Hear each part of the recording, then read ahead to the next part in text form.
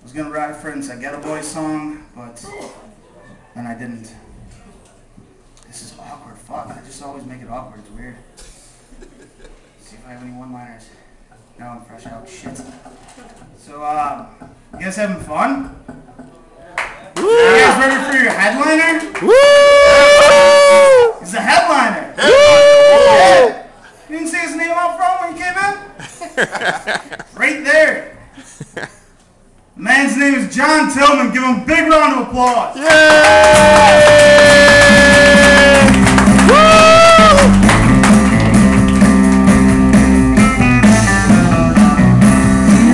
Hey, what's up, everybody? What it is? Yo, what up? Happy St. Patty's Day. Hey, woo! I wanted to dress for the holidays today, but first thing I think of when I put on all green, and everybody else do, is the Jolly Green Giant. So I left that one alone. I ain't even about to go there because first person came up to me talking about ho ho ho. It was gonna be some type of fight or something. But anyways, man, me and my man, we just came back from New York City. I did a show down there, a couple weeks ago. It was nice. It was nice. We got a lot of love. I met a girl down there, y'all. She was a beautiful girl, real pretty. We went out to dinner and ate, and everything was going good. We had a discussion. Then a question popped up. She asked me, so what's your profession? Now I'm thinking, should I tell her I'm a full-time comedian? Because every comedian in the house know that when you say you're a full-time comedian, you're going to either get one or two responses. A, she going to give you that broke-ass comedian look. And most girls get up and leave right away. As soon as you say, I'm a comedian, they get up and leave right away. But the nice ones, they excuse themselves and go to the bathroom, and then they leave. So that's the first response you get. The second response is she laughed at everything you say. And luckily for me, like I said, it was a good night, y'all. So luckily, she gave me response B, and she laughed at everything I said. We sat down, I asked the waiter, I'm like, excuse me, sir, can I get a bottle of ketchup? You're so funny, boy, you're so funny. And I told her, I got a cousin that sells purses. Those that come to nietzsches, y'all know him, Tyrone Macklin. So I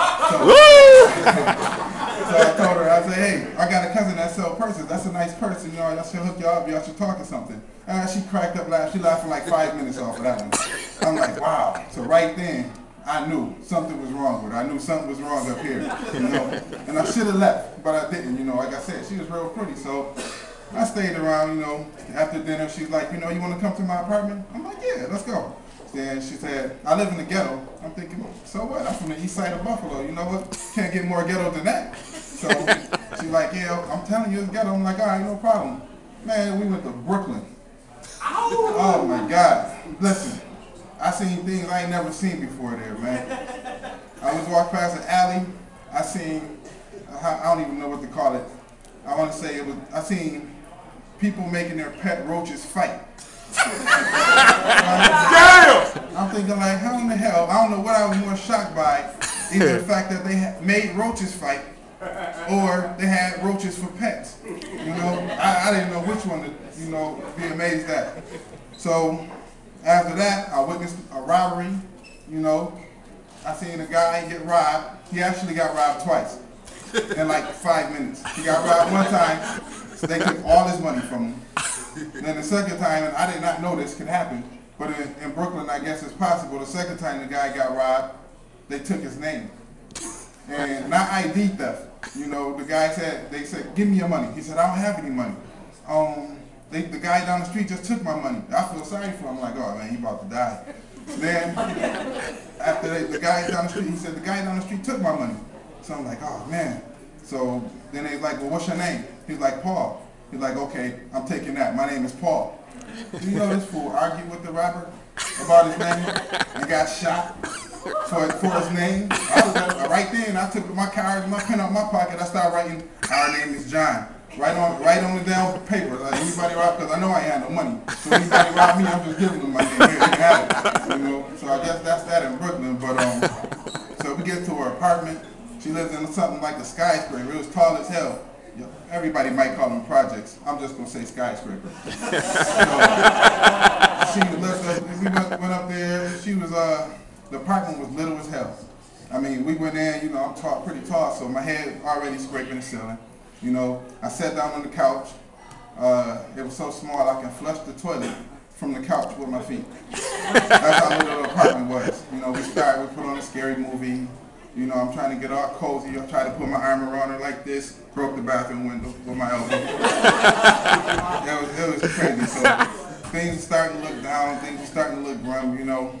And then the movie got on, you know, scary parts happening. She got all over me, and I'm like, oh yeah, this is it. So I started trying to make a move, and then she stopped me.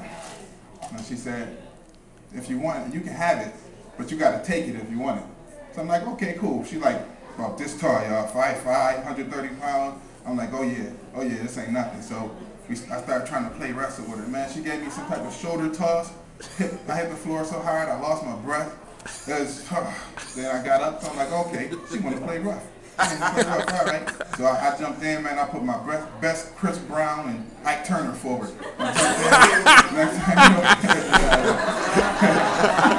in. Next thing you know, man, I jumped in, man. She had me in some type of move. I think she called it the triangle. I couldn't really hear it because she was choking the shit out of me. I was losing my breath, you know. So I'm like, right before I passed out, and then, it might look like I cried, but I really didn't cry. Some dust or something got in my eye. Some dust got in my eye. So I'm like, you know, I stopped, and then right before I passed out, she was like, just tap out. Just tap out. I'm thinking, you know, punk, I ain't about to tap. Then I had to. I couldn't breathe. So that was that, man. So I came back to Buffalo, man. I was pretty bitter. You know, I went to the corner store at my house. I came out, and this little dude walked up to me about the same height, man. He had on no hat and everything. He like, hey, can I have $1? And it like took all my anger and frustration out on him. I'm like, what? What? You want $1? You little one? And I picked him up, man. I choked him and choked him, gave him shaking baby syndrome. And then his hat fell off. And he looked up at me like, I'm only 10 years old. I'm sorry, you know. Luckily, I got these long legs and right out of there, you know, before he brought his father back. I ain't no tough person, man. I remember the first time I found out I wasn't tough, I was like 14. I was on the school bus coming home. You know, I got in a fight and I won. And I was surprised, you know, I'm like, oh yeah, I'm tough. And I went home, my mother was like, do the dishes. I said, no. Man, my mom grabbed me, man, threw me in some type of headlock, and she didn't really punch me in the face. She kind of like knocked on my head, like knocked over like that. That was scary, man. It was pretty scary, you know. And I know there's a couple short people in the house. I don't know where y'all at, spread out through here, you know. But I just want you to know that I don't trust y'all. Y'all need to go home and drink milk. Go home and drink milk, because I don't like talking to short people. I don't. I hate talking with short people. I feel like they're looking up your nose every time you say something to them, you know. So I'm constantly like, you know, stepping back. I got jumped by short people numerous times. I don't even know. You know, I mean, they only beat up my knees, but still, you know, I'm getting old. You know, I need my legs, you know. So it's like short people get all the good jobs. I see y'all I see all the short people. I see all the short people, man. Y'all get the jobs. I seen Lord of the Rings, man. They hired a bunch of short actors for that one. They saved the day and everything like that. I tried to get an acting job. You know where I worked at? Chuck E. Cheese. I got a job at Chuck E. Cheese, and it only lasted like one day. Because I put on a Chucky suit. The pants came up to here. You know, the sleeves were short for me like that. I walk around like the Mouse of Frankenstein trying to get the kids to play with me. Come here, come here. Scaring the hell out of kids, you know. So people was, you know, like I said, it lasted one day. But I just got the light. That's my time. Thanks a lot, y'all. Oh, excellent. Woo!